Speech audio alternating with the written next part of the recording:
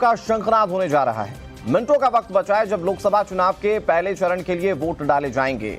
लोकसभा चुनाव के पहले चरण के लिए सुबह 7 बजे से वोटिंग शुरू हो जाएगी, यानी कि अब से कुछ ही मिनटों में वोटिंग की प्रक्रिया शुरू हो जाएगी। आधे घंटे से आसपास का कुछ समय बचा है जब ईवीएम मशीनें खुलेंगी और उसके बाद लोग अपने मताधिकार का इस्तेमाल कर पाएंगे। 21 राज्यों और केंद्र शासित प्रदेशों की 102 सीटों पर मतदान है।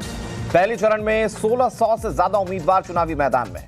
पहले चरण में मोदी कैबिनेट के 8 मंत्री जिनकी किस्मत आज दांव पर होगी, जो जनता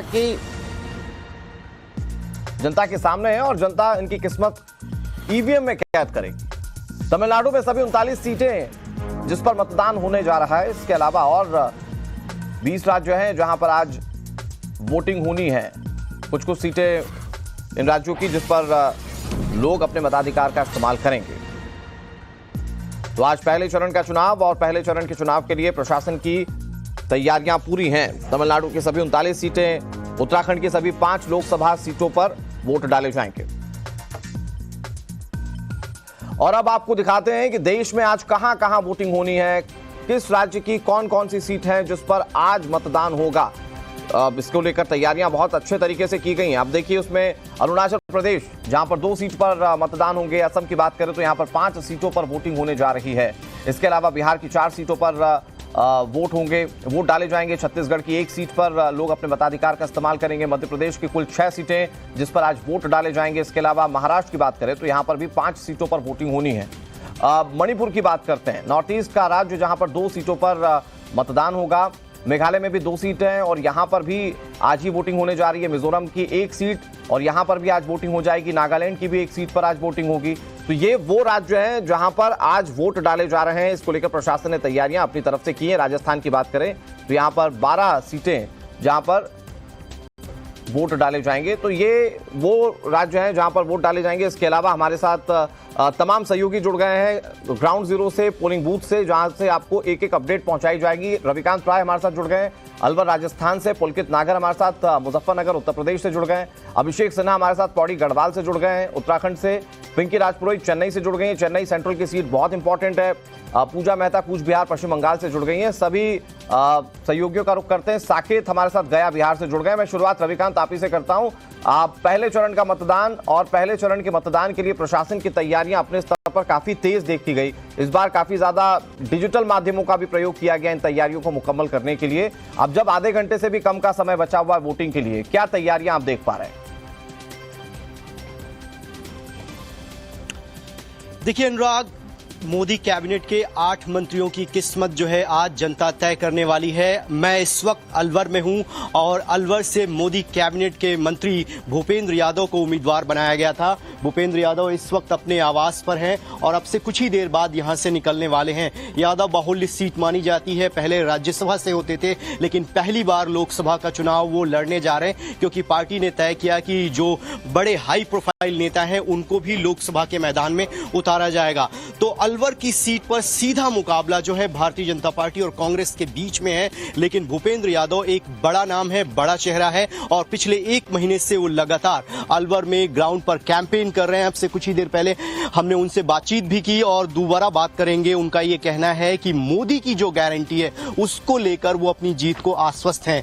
यानी प्राइम मिनिस्टर नरेंद्र मोदी ने पिछले 10 सालों में जो काम किया है उसको आधार बनाकर ही कैंडिडेट जो है वो जनता से वोट मांग रहे हैं। और इस बार का चुनावी समीकरण अगर राजस्थान की बात करें तो पिछली बार पूरी की पूरी सीटें लोकसभा की वो भारतीय जनता पार्टी की झोली में थी। इस बार कांग्रेस प्रयास कर रही है लेकिन मुकाबला जो है वो दिलचस्प होने की उम्मीद अलवर में जताई जा रही है। ठीक है रविकांत, दिन भर इन समीकरणों पर बात होती रहेगी। प्रत्याशियों के लिए क्या सोचकर जनता वोट डालने जा रही है इस पर भी बात होगी। हमारे साथ पुलकित नागर मुजफ्फरनगर से जुड़ गए। पुलकित, अगर पश्चिमी उत्तर प्रदेश की बात की जाए तो पश्चिमी उत्तर प्रदेश के गढ़ में अगर आपको मजबूत रखना है तो मुजफ्फरनगर की सीट आपके लिए बहुत इंपॉर्टेंट है। अगर मैं वहां पर पोलिंग बूथ की बात करूं, किस तरह की तैयारी, क्योंकि अब कुछ ही वक्त रह गया है जब ईवीएम मशीनें खुलेंगी और लोग अपने मताधिकार का इस्तेमाल करेंगे।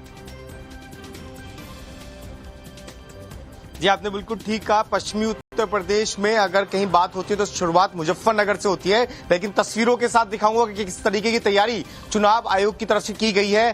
पिंक बूथ पर मैं हूं ताकि युवाओं को आकर्षित किया जा सके और यहां के जरिए संदेश, हर विधानसभा में इसी तरीके से पिंक बूथ बनाए गए हैं। युवा ज्यादा से ज्यादा संख्या में यहां पहुंचे, सेल्फी लेते हुए सेल्फी पॉइंट भी बनाए गए हैं कि सेल्फी आकर लें। और मुजफ्फरनगर की जब भी आप चर्चा करते हो तो संजीव बालियान का नाम आता है जो केंद्र में मंत्री रहे हैं, लेकिन इस बार उनके सामने एक बड़ी चुनौती है। चुनौती ये कि अगर मैं 2014 के चुनाव की बात करूं तो उनकी जो जीत का अंतर था वो 4 लाख का था और वोटिंग प्रतिशत 70 से ज्यादा था, लेकिन 2019 में ये वोटिंग प्रतिशत करीब 2% गिर गया। उनकी जीत का अंतर 6000 रह गया मात्र। तो उनके सामने चुनौती होगी कि वो किस तरीके से इन खूबसूरत बूथ तक लोगों को पहुंचाए ताकि ज्यादा से ज्यादा वोटिंग प्रतिशत रहे।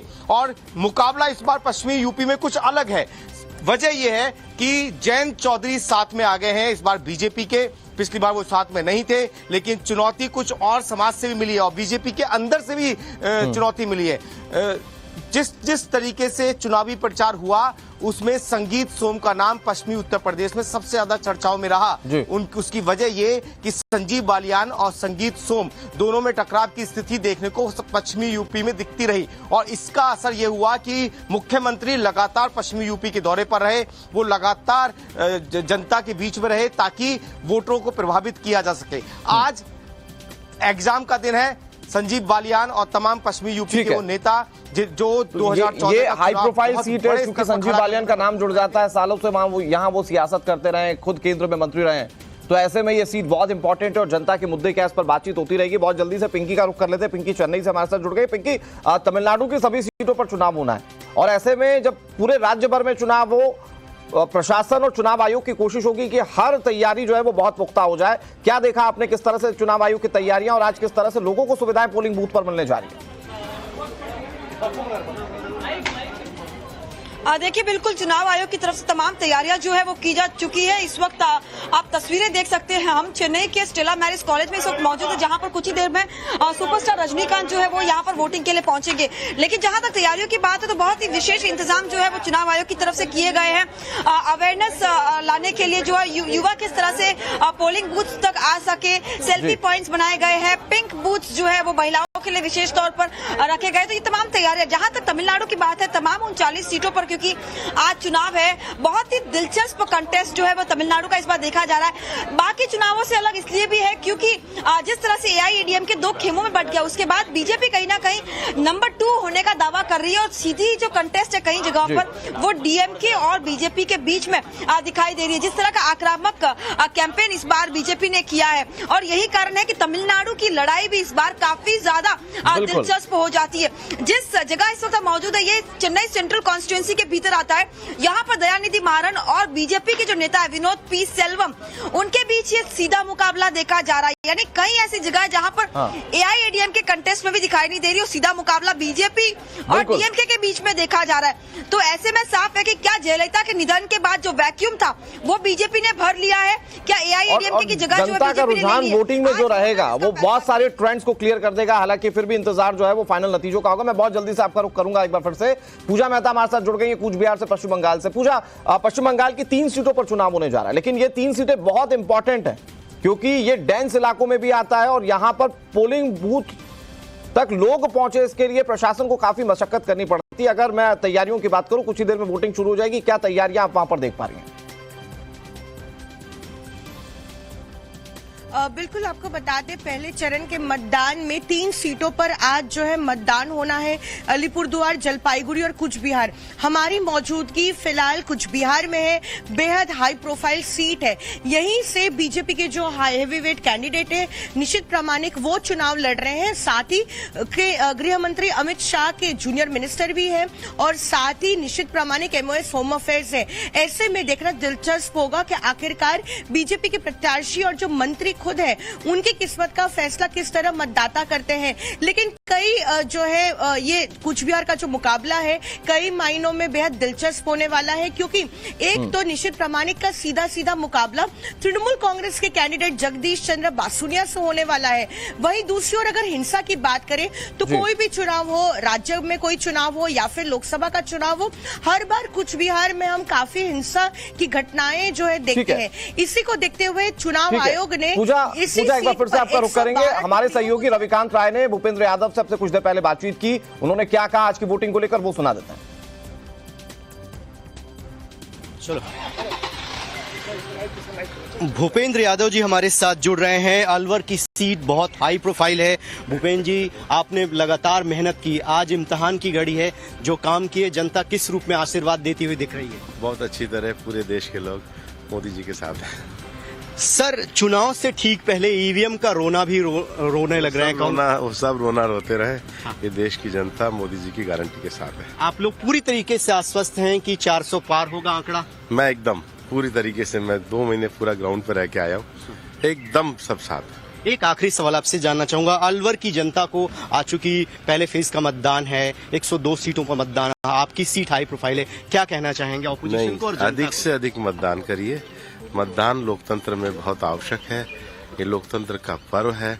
अधिकतम मतदान ही लोकतंत्र में अच्छी भावना को सुनिश्चित करता है। चलिए, भूपेंद्र यादव जी अपने आवास से निकल रहे हैं और वो सीधे पूरे दिन पोलिंग बूथ पर घूमेंगे और ये बताने का प्रयास किया जा रहा है कि ज्यादा से ज्यादा मतदान करें। और अपोजिशन जो है ईवीएम का जो रोना रो रहा है उस पर भी कहा जा रहा है कि जनता ने ये ठान रखा है कि वो 400 से ज्यादा सीटें एनडीए को देने जा रही है। और हमारे सहयोगी साकेत गया से हमारे साथ जुड़े हुए हैं। बिहार में आज 4 सीटों पर मतदान हो रहा है और यहां पर क्या तैयारियां? साकेत, जल्दी से बताइए, क्या तैयारियां आप देख पा रहे हैं? 4 सीटों के लिए अच्छी खासी रस्साकशी देखने को मिली। गया पर तो खुद तेजस्वी यादव प्रचार करने गए थे। आज वोटर्स में कैसा रुझान देखने को मिलेगा? देखिए, जो चारों सीटें बिहार में जहां इस पहले फेज में चुनाव हो रहा है, जिसमें जमुई, गया, औरंगाबाद और नवादा 4 सीटें हैं और चारों नक्सल प्रभावित इलाका माना जाता है। इसलिए फर्स्ट फेज में जो इन सीटों पर जब चुनाव हो रहा है तो बड़ी संख्या में यहां पर पारामिलिट्री फोर्स की तैनाती की गई है, पुलिस बल की तैनाती की गई है, ताकि किसी तरह की कोई गड़बड़ी, कोई दिक्कत ना हो, इस पर खासा ध्यान रखा जा रहा है। मैं अभी गया जो लोकसभा सीट है वहां उस लोकसभा सीट पर मौजूद हूँ जहां से जीतन राम मांझी पूर्व मुख्यमंत्री बिहार में रहे हैं, उनके सीट पर मैं यहां पर मौजूद हूं और यहां पर लड़ाई सीधे जीतन राम मांझी की आरजेडी के कैंडिडेट। ठीक है साकेत, मध्य प्रदेश का भी रुख कर लेते हैं। मकरंद काले हमारे साथ जुड़ गए। मकरंद, जल्दी से बता दीजिए, आप जिस पोलिंग बूथ पर मौजूद है क्या तैयारियां देख पा रहे हैं? मध्य प्रदेश में 6 सीटों पर मतदान होना है आज, वहां पर कैसी तैयारियां? मध्य प्रदेश की 6 सीटों पर मतदान होना है और सबसे हाई प्रोफाइल सीट है छिंदवाड़ा, जहां पर मैं इस समय मौजूद हूं। मैं मौजूद हूं शिकारपुर में, जहां पर कमलनाथ और नकुलनाथ ये दोनों वोट करने आएंगे। 7:20 का समय दिया है जब कमलनाथ अपने रेसिडेंस से निकलेंगे। पहले मंदिर जाएंगे और मंदिर के बाद इसी पोलिंग स्टेशन पर आएंगे। मैं तस्वीरें दिखाना चाहूंगा। यहाँ पर जो शिकारपुर का ये जो पोलिंग स्टेशन है, यहाँ पर पर्याप्त सुरक्षा व्यवस्था के साथ तैयारियां की गई है। छिंदवाड़ा की बात करूं तो सबसे ज्यादा हाई प्रोफाइल सीट अगर मध्य प्रदेश की है तो वो छिंदवाड़ा है, क्योंकि पिछली बार 29 में से 28 सीटें बीजेपी को मिली थी, लेकिन एक सीट जो है छिंदवाड़ा वो जीत नहीं पाई थी बीजेपी, इसलिए पूरी ताकत लगा दी है। मुख्यमंत्री खुद 8 बार आ चुके हैं। अमित शाह ने भी अभी रोड शो किया था और इसके अलावा पूरा का पूरा जो कैबिनेट है वो यहाँ पर 1 नहीं 2 नहीं बल्कि कई रैलियां भी कर चुका है। कैलाश विजयवर्गीय को जिम्मेदारी दी गई थी कि इस सीट को इस बार जिताना ही है, तो बीजेपी ने पूरी ताकत झोंकी है, क्योंकि उन्होंने इस सीट को आज पॉलिटिकल पार्टियां पहले फेज के चुनाव के लिए जितनी ताकत झोंकनी थी झोंक चुकी। आज तैयारियां जो चुनाव आयोग की होगी वो पोलिंग बूथ पर दिखेगी और यहां से एक एक जानकारी हमारे सहयोगी आप तक पहुंचाते रहेंगे। 102 सीटें, 102 सीटों पर जो मतदान होगा, 102 रिपोर्टर्स के जरिए हम आपको हर एक तस्वीर दिखाएंगे। फिलहाल बहुत शुक्रिया आप सभी का, ये बड़ी कवरेज लगातार जारी है। यहां रुक रहे हैं बहुत छोटे से ब्रेक के लिए।